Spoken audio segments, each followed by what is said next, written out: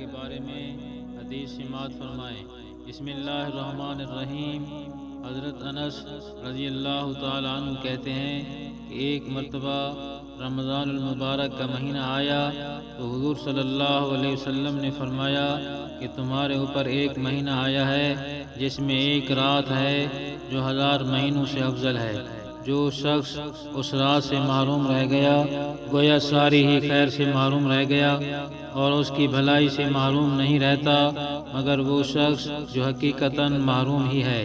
حقیقتاً اس کی محرومی میں کیا شک ہے جو اس قدر بڑی نعمت کو ہاتھ سے کھو دے۔ ریلوے ملازم چند کوڑیوں کی خاطر رات بھر جاگتے ہیں، اگر 80 سال کی عبادت کی خاطر کوئی ایک مہینہ تک رات میں جاگ لے تو کیا دقت ہے؟ اصل یہ ہے کہ دل میں تڑپ ہی نہیں، اگر ذرا سا چسکا پڑ جائے تو پھر ایک رات کیا سینکڑوں راتیں جاگی جا سکتی ہیں۔ الفت میں برابر ہے، وفا ہو کہ جفا ہو، ہر چیز میں لذت ہے اگر دل میں مزہ ہو۔ آخر کوئی بات تو تھی کہ نبی کریم صلی اللہ علیہ وسلم باوجود ساری بشارتوں اور وعدوں کے جن کا آپ کو یقین تھا پھر اتنی لمبی نماز پڑھتے تھے، پاؤں ورم کر جاتے تھے۔ انہی کے نام لیوا اور امتی آخر ہم بھی کہلاتے ہیں۔ ہاں، جن لوگوں نے ان امور کی قدر کی وہ سب کچھ کر گئے، نمونہ بن کر امت کو دکھلا گئے۔ کہنے والوں کو یہ موقع بھی نہیں رہا کہ حضور صلی اللہ علیہ وسلم کی حرص کون کر سکتا ہے اور کس سے ہو سکتی ہے؟ دل میں سما جانے کی بات ہے۔ کہنے والے کے لیے دودھ کی نہر پہاڑ سے کھودنی بھی مشکل نہیں ہوتی، مگر یہ بات کسی کی جوتیاں سیدھی کیے بغیر مشکل سے حاصل ہوتی ہے۔ تمنا درد دل کی ہے تو کر خدمت فقیروں کی، نہیں ملتا یہ گوہر بادشاہوں کے خزینوں میں۔